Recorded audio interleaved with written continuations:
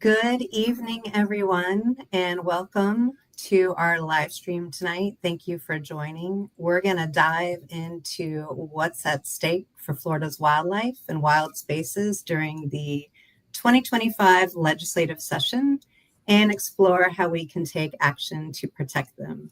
So here we are, February 27th, and another legislative session is upon us. I'm Sarah Gledhill, President and CEO of FWF. And we also have with us Conservation Policy Director, Casey Darling-Niffen. The mission of the Florida Wildlife Federation is to safeguard Florida's water, wildlife, and wild spaces by taking action today to prevent irreversible loss tomorrow.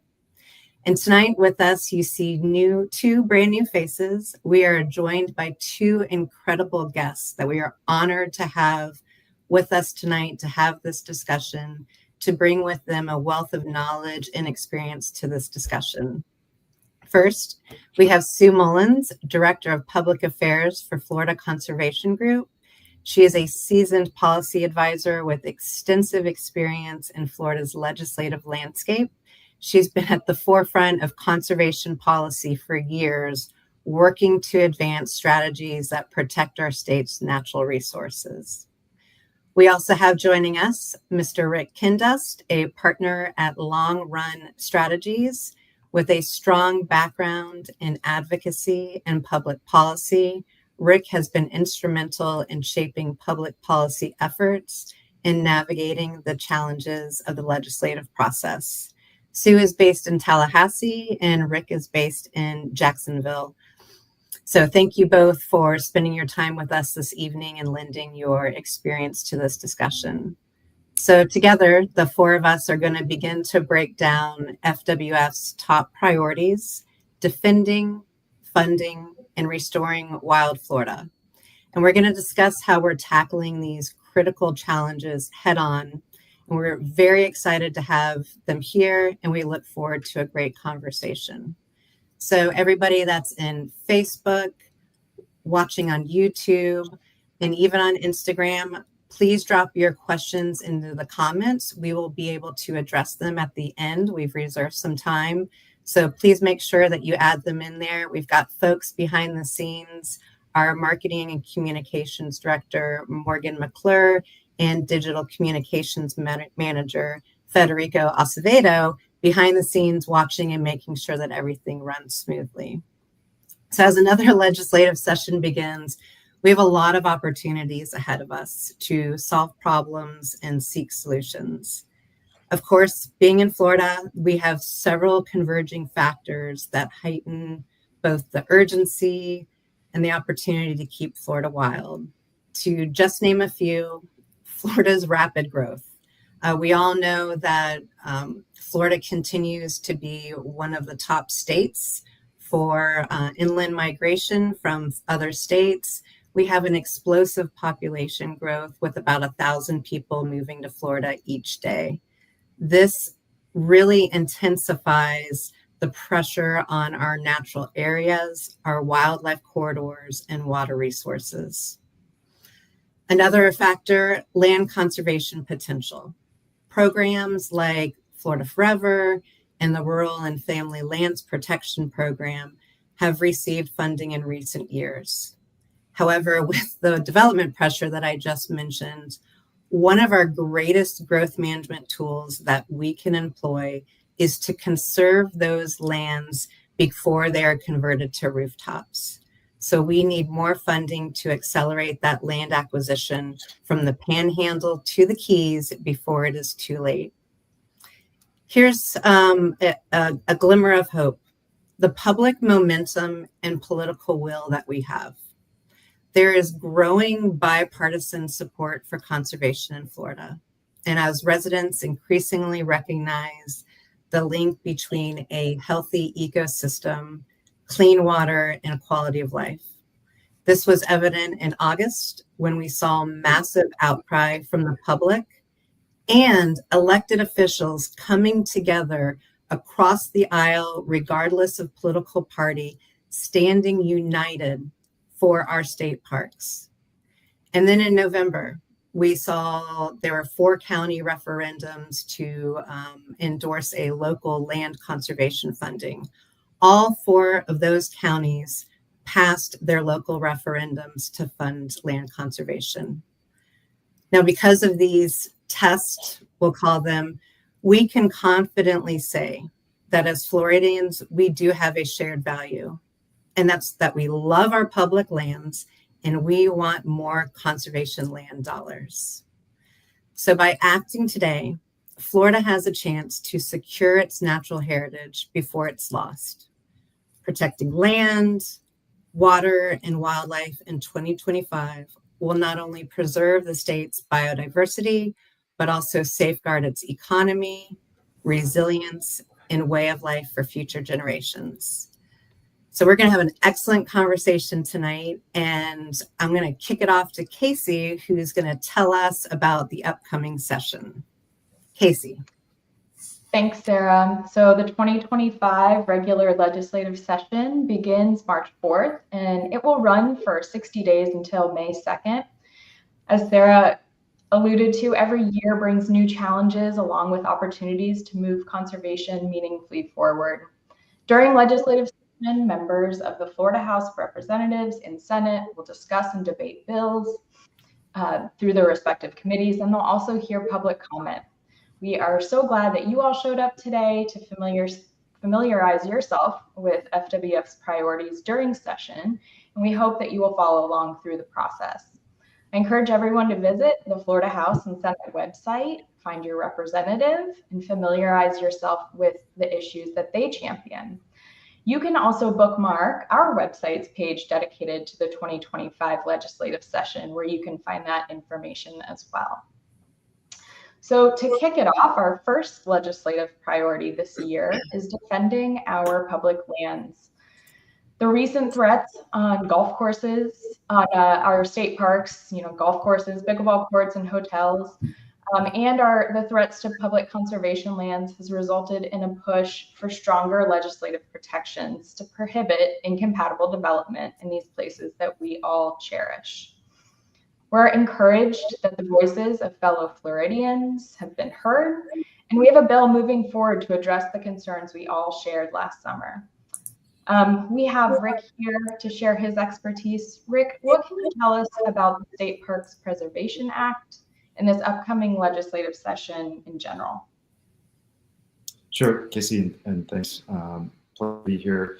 I'll start with just this session. It's certainly a very unique session, maybe the most unique start to a session that I've been a part of. As you noted, session starts next Tuesday, and within the first 2 months of this year, we've already had 3 special sessions, and that's created some unique challenges as we move forward with the calendar.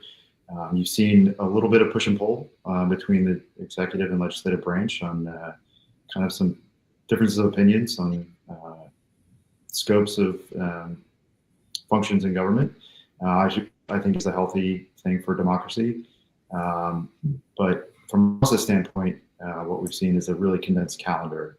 Normally, January and February are set aside for committee meetings for us to start hearing pieces of legislation, start discussing those new bills, and have them ready to go to the floor on day one. So those 60 days are as jam-packed as possible to get a lot done. And you're really going to see a condensed calendar this year where we don't have a lot of bills in the pipeline. So things are going to move very quickly. And maybe for a good reason, maybe a few less things happen this year. But it certainly is a unique challenge. To the state parks bill, we've already heard it in one committee. I think you've seen Senator Harrell out of the Southeast Florida area introduce a bill that tries to address the concerns of citizens after what happened this summer.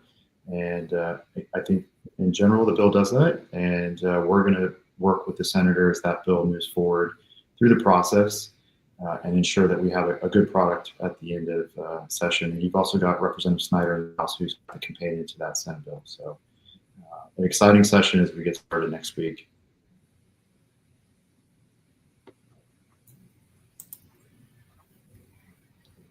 That's it's really interesting how you said there haven't been a lot of bills filed so far. I think that creates a unique challenge for all of us, and especially you all who will be in the Capitol working on these bills when we haven't really seen them yet. So thank you for your patience on that. So if are we gonna talk about defending public lands anymore? Or do we want to pivot to the next one? Sarah, I just wanted to mention, as Rick alluded, Senator Harrell, she's already actually filed an amendment and it passed. It's now part of a committee substitute that actually strengthened the bill already. She started out certainly kind of a laundry list of state park uses, such as the pickleball courts and ball fields and things like that, that certainly created the outcry last year. But then she went back and amended her bill in committee to keep the any buildings like resorts and hotels and things like that, which was the other part of last year's effort. So I think that's a really good sign, and I hope that her bill makes it to the finish line. I just wanted to note that she's really listening to the people, and so far the one committee that's heard it is listening as well, since it passed unanimously. Enthusiastically passed unanimously too. That was refreshing for all of us to see that, and very encouraging. Yeah. If I could just to piggyback on what Sue said, just as this bill moves forward, we're going to continue to work with both bill sponsors to ensure that this bill achieves exactly what the constituents are asking for. I think we're going to get there. And then, of course, we got to get it signed into law as well.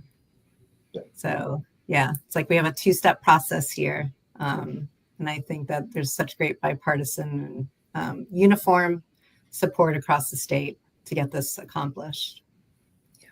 Well, and, with our state parks, what was the most recent acquisition, Casey, you're looking at over in Walton County? Yes. 2020? Upper Shoal River. Yes, that was approved in 2024. So we will have the 176th state park in Florida coming online here in the next few years. And that was a Florida Forever project that was purchased with Florida Forever funding, which we were thrilled to see. So, we want to keep adding to that list. And then once we have those state parks created, we want to make sure that they are used in the best possible manner for our ecosystems and for our recreation as well. Yeah. And that brings us to our next one. So Sarah, I'll kick it over to you, Rick, and Sue. Thank you so much for your perspective on that bill, and we will keep everyone updated.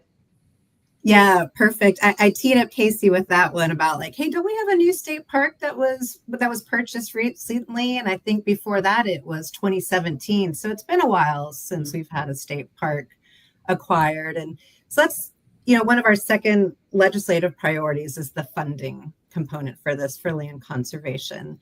And one of the reasons why we brought Sue in on this conversation, and I want her to talk about the opportunities that lie ahead and the challenges. But I want to give a little bit of a background in case we have new Floridians that are watching right now or later. And also just a reminder for some of us for something that happened 10 years ago. And that was the passage of the Florida Water and Land Conservation Constitutional Amendment. We referred to it as Amendment 1 for shorthand. But back in 2014, this constitutional amendment passed with 75% of the voters approving it. And that is a resounding message to state leaders that we as Floridians want to protect land and water, and we think that the conservation of those two is a priority. So the citizens made it really clear that we wanted dedicated funds to acquire and restore Florida's natural and recreational lands. And it wasn't just a desire, but a public directive because it was part of our Constitution. So Amendment 1, just to get into a little bit of the nuts and bolts of this so that you understand it, it was designed with a very simple and powerful intent.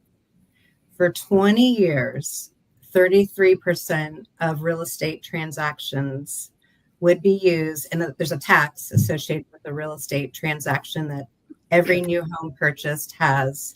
So 33% of that fee would be used for conservation land acquisition, management, and restoration through the Land Acquisition Trust Fund, the LATF. And the promise was to secure meaningful and robust funding for preserving Florida's unique ecosystems, safeguarding water quality, water supply, and ensuring public access to natural lands.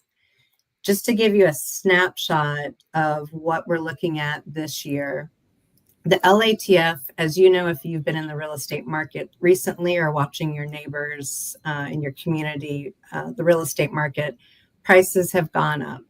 So the LATF has generated substantial revenues since the passage, driven largely by the real estate surge.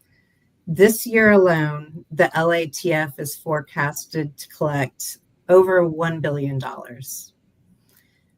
Instead of fully funding our state land conservation program, like Florida Forever, which is one of the country's premier conservation programs, the funds have been fragmented by statutory carve-outs and agency spending since the passage. Now, some of these statutory carve-outs have been worthwhile conservation projects. However, it has diluted the impact to adequately fund land conservation, which has limited Florida Forever's effectiveness. I will tell you that, thank goodness, the 2023 legislature did put into statute a reoccurring fund of $100 million for lands that are on the Florida Forever list that fall within the Florida Wildlife Corridor. So at least there is a reoccurring fund where we do not have to engage citizens, we do not have to engage other conservation partners to advocate for that funding. However, it is far from being that robust and meaningful funds that we need to protect Florida's land, water, and wildlife. So here we are, it's 2025. We're now halfway through this 20-year funding opportunity. Sue, I would love for you to talk to us, tell us about the landscape in Tallahassee and what we can expect to see for land conservation funding this year. And let's even talk about beyond.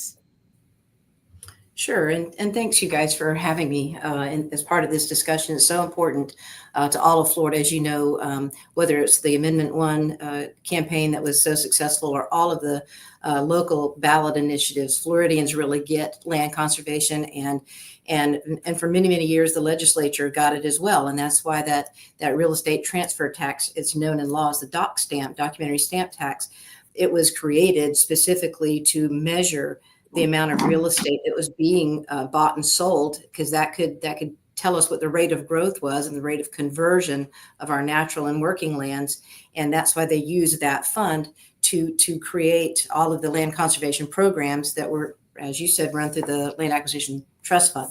So, and it was only because the legislature stopped funding that the citizens felt like they needed to go to the ballot with the constitutional amendment. And what we've seen in successive legislatures since that was passed is that, using the funds for a number of different things, and really a real diminishment in the impact that Florida Forever or any of the land conservation programs have. Within the last couple of years, we saw some kind of one-time increases. But even if you just look at last year, it was $100 million to Florida Forever and $100 million to rural and family lands. The governor's budget, which is ostensibly just a suggested budget, it's his recommendation, and the legislature will do their own versions, House and Senate, before they all come together for one. The governor suggested $100 million again for Florida Forever and $100 million for rural and family lands.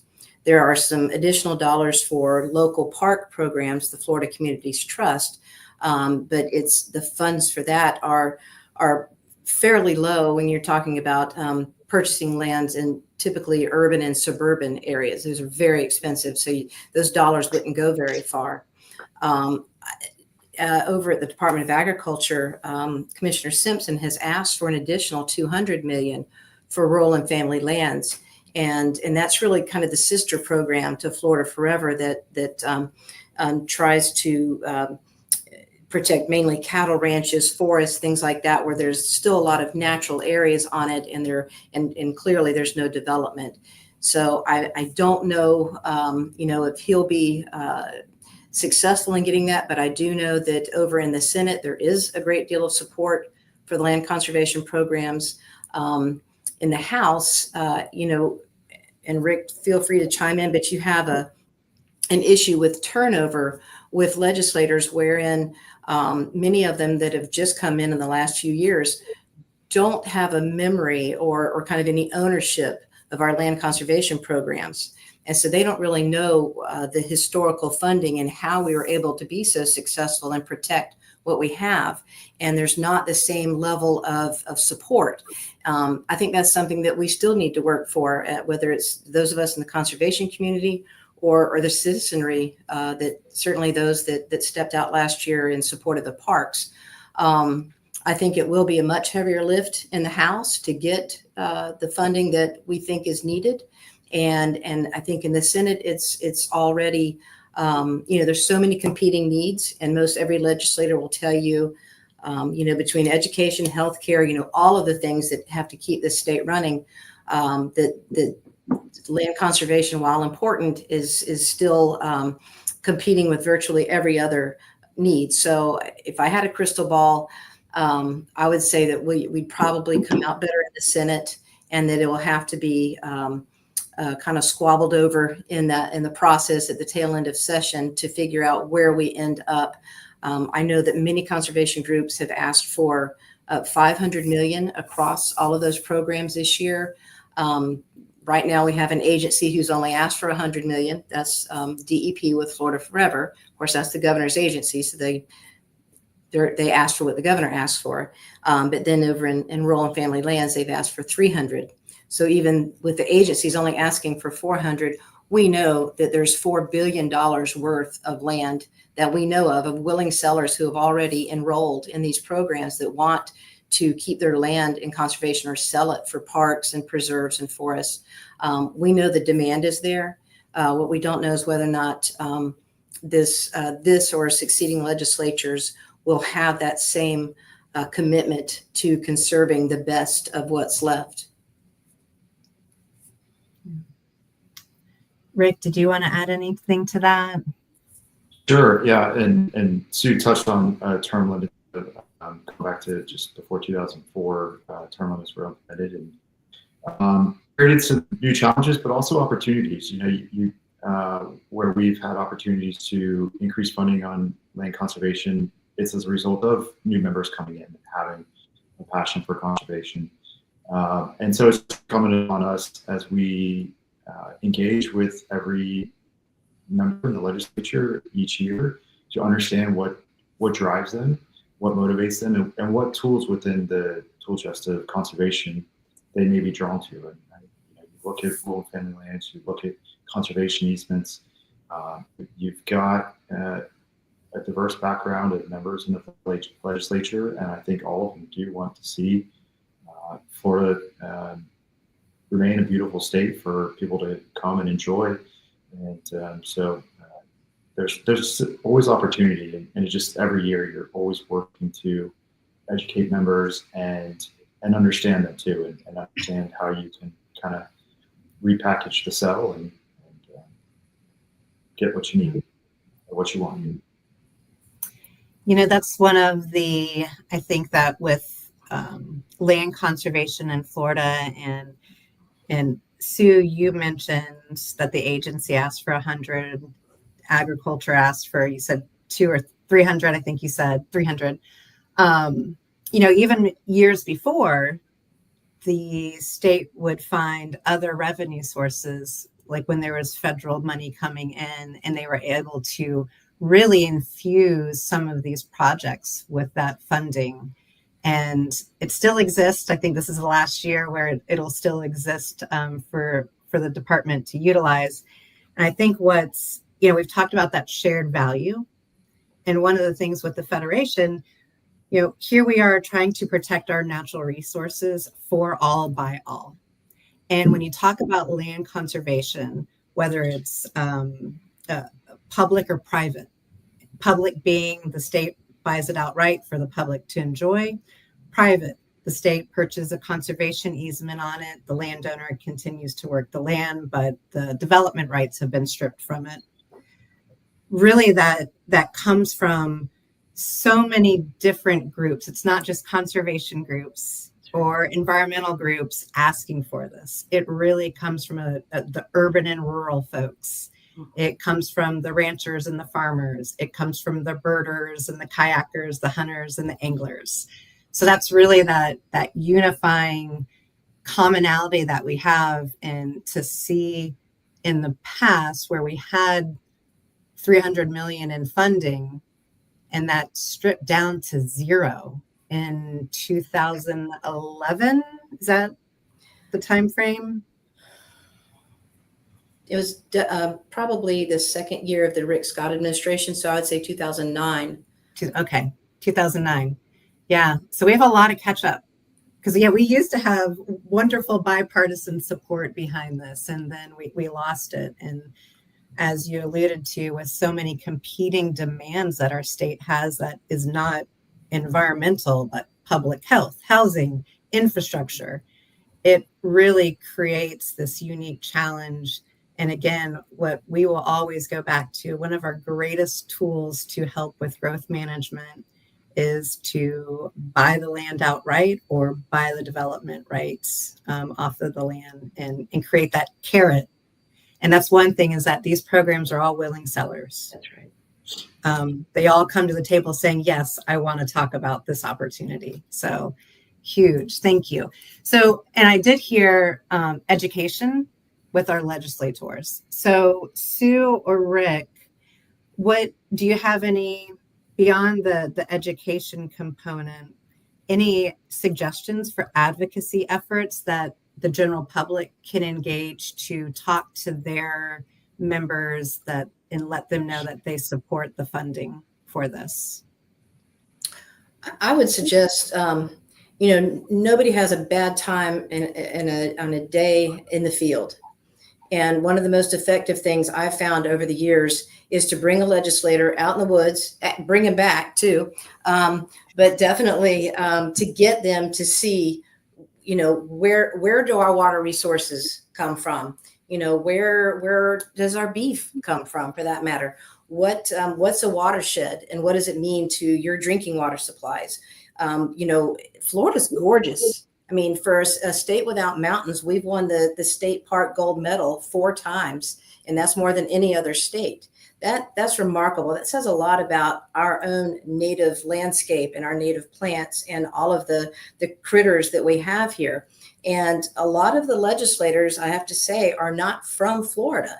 They may have moved here as children or as young adults or even as adults, but they don't have that multi-generational appreciation for what it means to be a Floridian, and that kind of, salt water in our veins, and, the woods and water is so much a part of our concept of being a Floridian. So getting them out in a dune buggy or a truck or something in the land, and bringing their family so they can see the wonder and joy in their own children's eyes, and really learn about the natural communities around their community. I think that's always the absolute best way to educate and persuade someone to care about our native ecosystems. Great.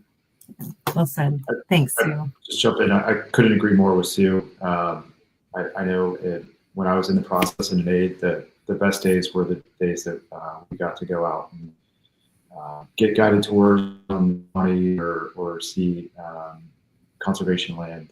Always amazing opportunities. I would say, just for folks tuning in tonight, the first step is to go and find out who your legislator is. There's a lot of resources to do that, either the Florida House or Florida Senate website. You can put in your zip code and it'll tell you exactly who your state House and state Senate there are. And from there, take an opportunity to learn a little bit about them. And then when you do get the chance to meet them and talk with them, you have a good opportunity to have a great discussion and then move forward with trying to bring them out to whatever it is you want them to see. The field trips in the legislature are always great learning opportunities. Great. Well, that's that. I love how when we put these panels together, really the flow of the conversation just supports the next topic that we want to talk about. And so I know the third one, Casey's going to talk about our third priority. And, that's definitely a very tangible project to get out and see and experience the opportunity. So without stealing her thunder on this one, Casey, how about the third priority for the Florida Wildlife Federation? Yes, thank you. Our third legislative priority is restoring the natural flow to the Ocklawaha River and reuniting the Great Florida Riverway. So hopefully many of you in the audience were able to catch our November live stream where we did a deep dive on the economic, ecological, and community benefits of restoration of the Ocklawaha. And if you weren't able to make that one, you can find it on our website and watch that one for more information. But for decades, Florida Wildlife Federation has supported restoring the Ocklawaha River and reestablishing passage for fish, wildlife, and people from Silver Springs to the Ocklawaha River to the St. Johns Estuary, all the way from Palatka to Jacksonville. It's more critical than ever with the declines in fish habitat in Silver Springs and the St. Johns River, and the need to strengthen a vital section of the Florida Wildlife Corridor. The Rodman Dam, which is what blocks that flow of water, is also an aging high hazard dam, and it's a threat to hundreds of people and properties in the community in Willaca. And you can, again, find more information and hear of a really heart-wrenching story in our November live stream. So our primary role this session is to continue to build public support and educate people throughout Florida, particularly outdoor recreationists and business leaders, about the Ocklawaha's conservation and economic benefits. Support in Tallahassee is building as leaders become more aware of the magnitude and importance of the system, which spans 217 miles. We're possibly in the best position we've been in for 50 years. And yes, 50 years this battle has been going on, to see what happens, to see action and something move forward this year or next. But key leaders and legislators in Tallahassee need to take the lead in determining the best legislation and the legislative path forward. So that's where you come in. We often get asked, what can I do to help? And it's really important that the state and local leaders hear from business people and conservationists, recreationists, through phone calls, encouraging their support. We need to make sure reuniting the Great Florida Riverway is on their minds and that they are hearing from their constituents that this is something that's important to them. So Sue, I know you have a long history with this system, and I know you have worked on similar large-scale restoration projects. Can you share with us where we stand today in reuniting the rivers and your perspective? Sure. Listen, before I do that, I wanted to attend to a couple of the questions that were posed in the chat. If you guys can bear with me. One listener asked about the progress for House Bill 209. House Bill 209 is the partner, or the companion bill to the bill that we spoke about earlier, Senator Harrell's bill, Senate Bill 80. So while it's been heard already in committee in the Senate, it has not been heard in the House. And so if folks are interested in supporting that, again, that's protecting the state parks from kind of active recreational facilities, then it might be helpful to get with your House member and make sure that House Bill 209 does get a hearing. It's got 3 committee references, so it's kind of got a long way to go to get to the finish line, or at least catch up with Senator Harrell's bill in the Senate. So, and then another person asked about the greenways. We're going to end up using all our Q&A time. Oh, I'm sorry. Okay. Well, thank you for reminding me we have a Q&A at the end.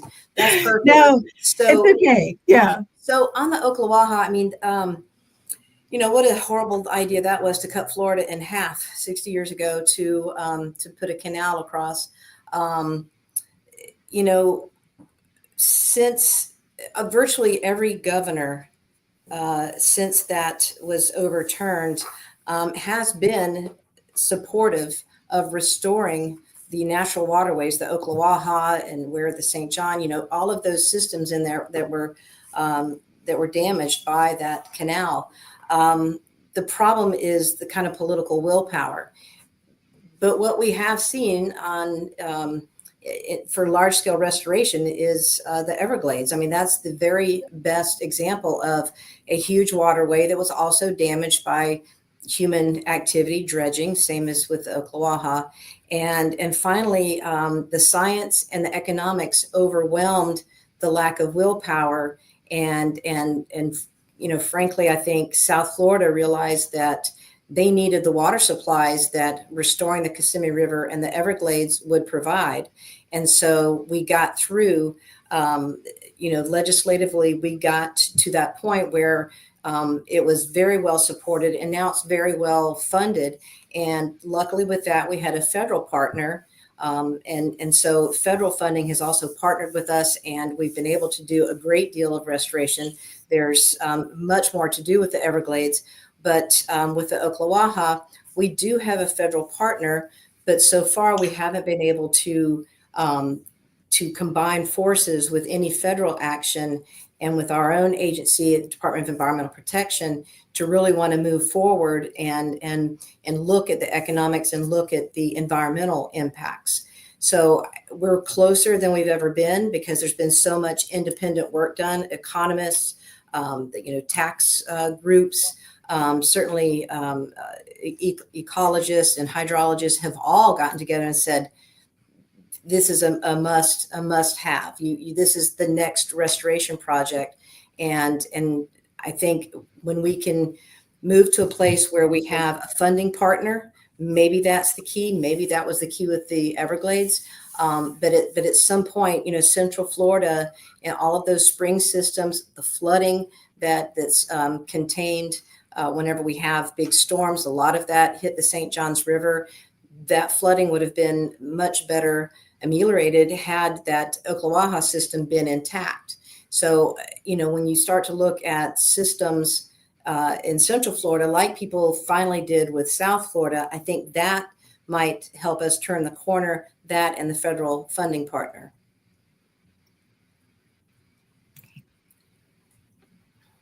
Thank you for that perspective. That's, hopefully we will have some forward momentum. I know that's one a lot of people have been working on for many years. Rick, do you have anything to add to that one? Sure. Yeah. I think we touched on this earlier, where sometimes term limits are a good thing, sometimes they're a bad thing. And I think looking forward, we've got some opportunities to make progress on this issue. I think there's a good chance that we see some movement this year.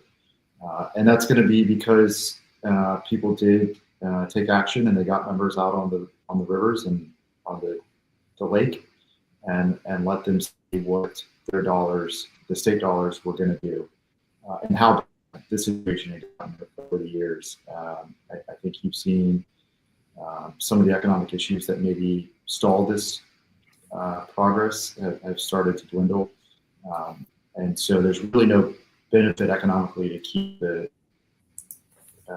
status quo. I think if we can get the money for a relatively small amount of money compared to what we're spending in South Florida, we get a massive amount of restoration.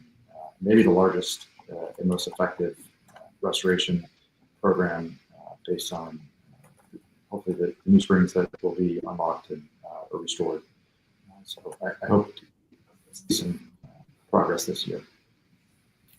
Well said. Yes, we, I heard it's a great bang for your buck restoration project, and so I will be thrilled to watch that restoration project move forward, hopefully, and by the time my kids are my age, we'll see it through.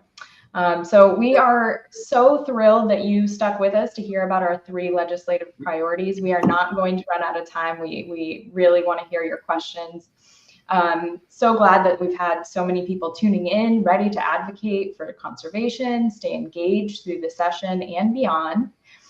Those field trips can happen when legislators aren't in Tallahassee. Obviously, they're very busy once session is in progress. So I encourage you to make that happen with your local members of the House and Senate. In addition to getting out there, anytime that you're at a park or a natural area, take a look at the signage when you walk up, see what funding source they use for that park. I know personally, I've gone to a lot of them, and so many of them now I see say supported by Florida Forever funding. So that's kind of something that you can see in your backyard, in your favorite place, where that funding source came from, and your favorite places to recreate. So a lot of people ask us, I said it before, how can you help? When the time comes, you can be sure that we will provide you with the most strategic way to act, whether that's sending an email, making a call, or showing up. And of course, we don't do this work alone. We have so many conservation groups throughout Florida, and we hope that you will check out their priorities and the actions that they recommend as well. This is truly a team effort in Florida. So without further ado, I will kick it over to Sarah, and we can start hearing your questions. Yeah, before we do the questions, just real quick, I want to just emphasize you, and the panelists touched on this. Earlier on in this live stream, we provided links to the House and the Senate so that you can find your legislator. I think I just heard Casey say next 60 days, they're really going to be busy. You may not get them out in the woods or in the water. That's why we cannot emphasize enough. When session is not underway, connect with your senator, connect with your representative when they are back home in your district. Develop a relationship with them, get to know them. You may go to church with them. Your kids might go to school together. They might be on the same soccer team. You might see them in the grocery store. Start building a relationship so that when there is a need or an ask, you feel comfortable having that conversation with them and they know where you stand on the issues. And we just can't underscore that or emphasize that enough, how important the other months and days of the year really, really are important to advocate for the change that you want to see. Okay, I had to get that plug in. We talk about it all the time. So we did start to touch on the questions a little bit, and we Sue started to talk about she wrapped up 209. But just real quick, I know Rick and Casey both touched on this, but there is a question about FWF's position on the current parks bill. And I think I heard some of it, but perhaps we can just re-emphasize where we're at in our work on it within Tallahassee.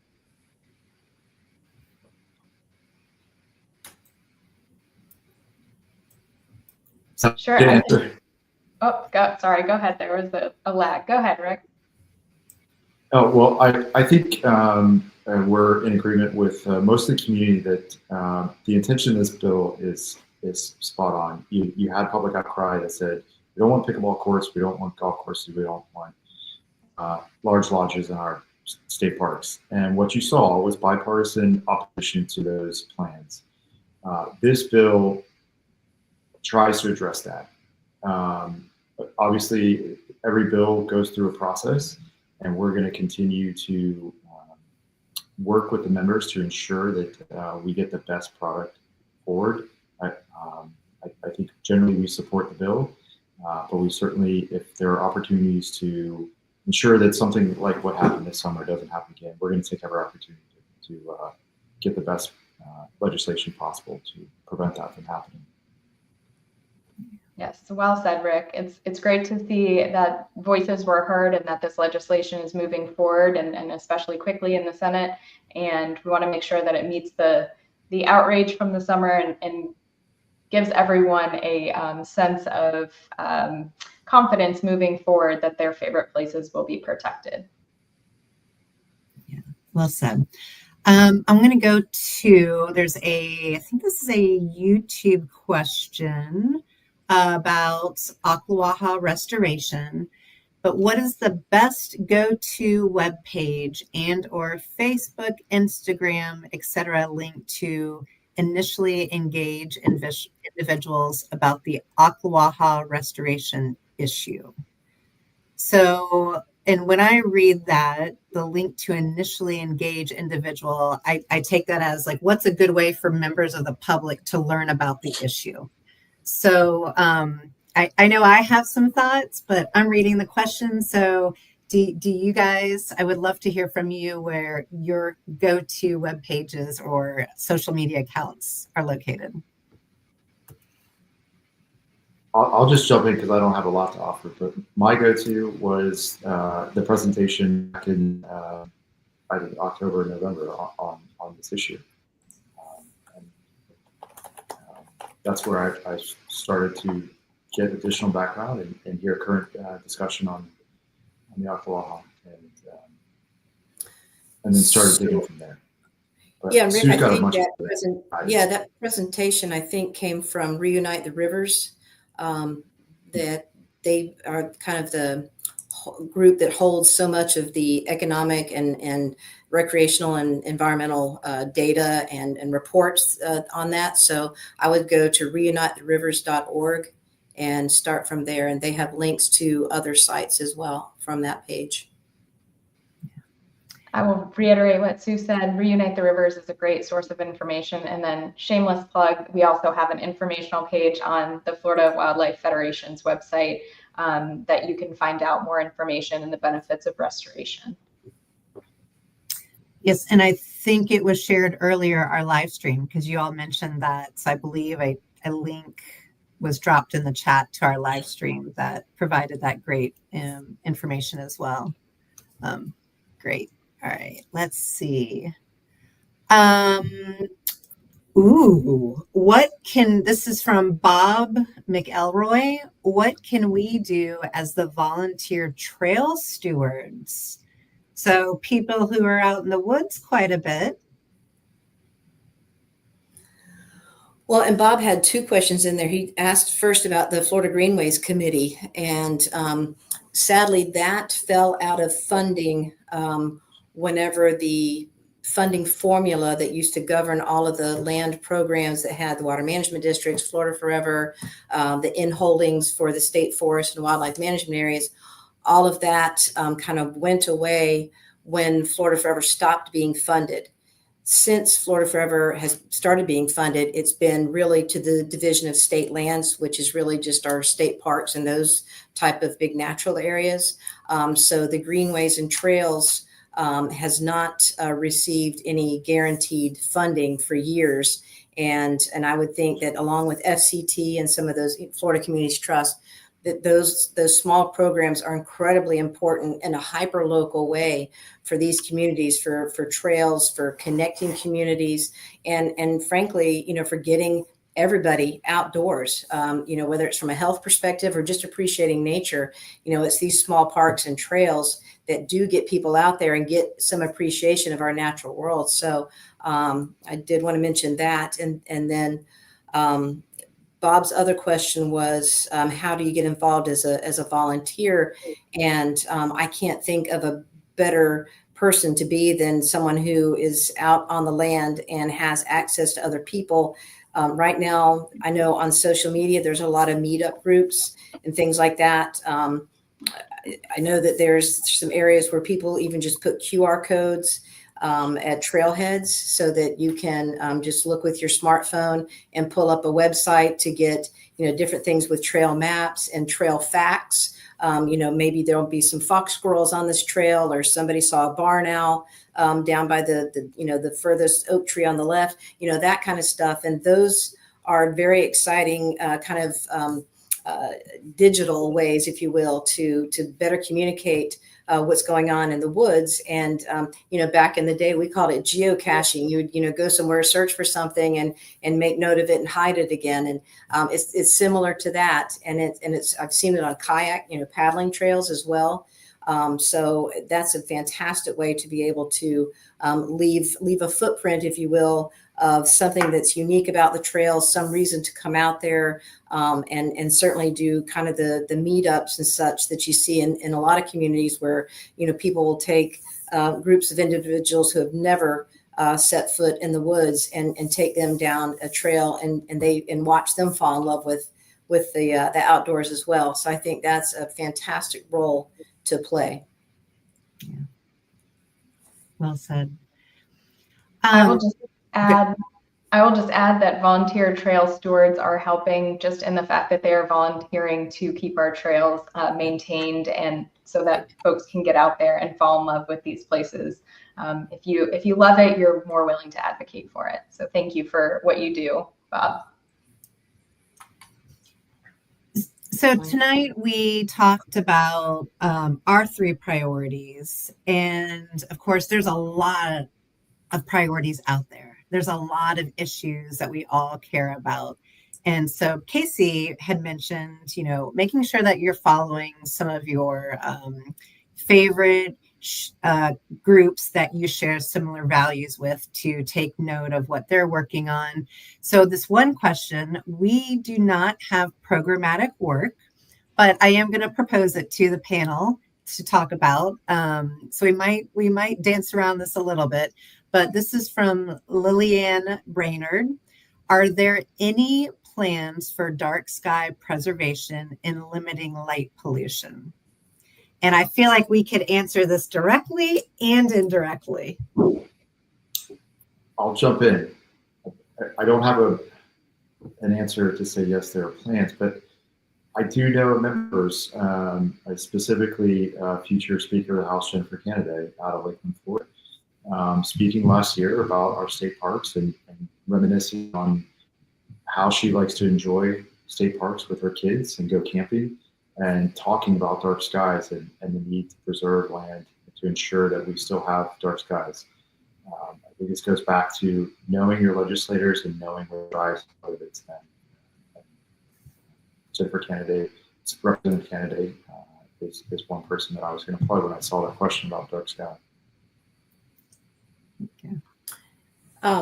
Just to add to that, one thing that's amazing in a way that at least one public official presents the Florida Wildlife Corridor is he said, and this is Commissioner Simpson at the Florida Department of Agriculture, he says, look, Google Florida at night, and there's always these Google images that show Florida at night. And of course you see places in the on the West Coast that are completely lit up, and South Florida is completely lit up, and there's places all over the place that are lit up.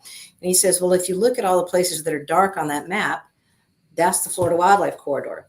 And he's really quite right about that. So one thing that it's part of the planning, and it's not written into law as such, but I think it's a given generally where you have these vast open spaces left in Florida. That's where you're going to get your dark sky. And so to every extent we can continue to defend the funding, one of our priorities for purchasing these lands or purchasing the development rights and keeping those light emitting buildings and roads off of them, I think we can accomplish that sky preservation that we're talking about.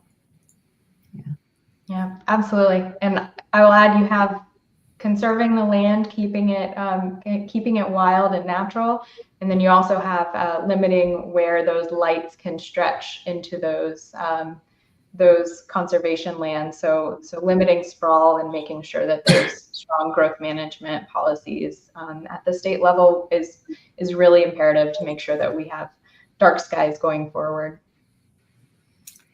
Yeah, and this isn't legislative, but if you would like to be inspired, or maybe you're listening to this live stream and you aren't familiar with this dark sky initiatives and what we're talking about right now, check out our live stream from December where we had photographer Anthony Slayman present his beautiful imagery, both photography and videography, about the dark skies in Everglades National Park and Big Cypress and that whole system. It is amazing. So I highly recommend. That was our December conservation and arts live stream that we did. So check that one out as well. So that's all the time that we have for Q&A today. I think all of you know where to find us. You can continue to utilize social media feeds and ask questions, and we've got a great digital team that can answer those questions for you. So with that, I'm going to hand it off to Casey to wrap us up.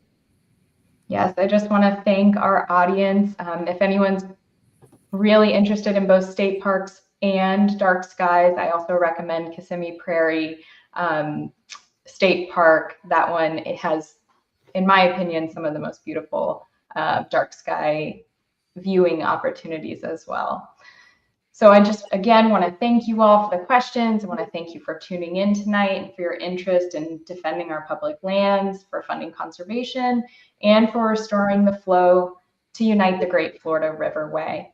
Of course, we want to thank our wonderful panelists for joining us and sharing their expertise. Thank you to Sue and to Rick. It's been a wonderful conversation, and I've really enjoyed having your knowledge and your wealth of information shared with us and the audience.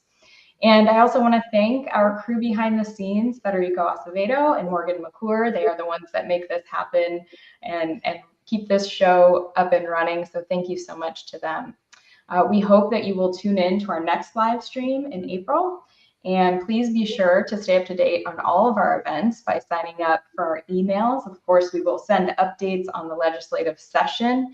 And if you are particularly inclined to legislative advocacy, we hope that you will join our legislative advocacy team. As Sarah said, that group is really about trying to make those and establish those connections with your legislators when they are a little bit more free during the off-session time. So please sign up for that email list if you are interested in that work. Thank you to all of the volunteers, all of the advocates who spend their time working to keep Florida wild. And I just want to end by saying that moving policy forward is a team effort. And we are so glad that you are on our team and appreciate your time. And we appreciate your efforts in making sure that we move things forward and keep Florida the way that we love it. So thank you so much. And with that, I will sign off. Thanks. Thank you, everyone.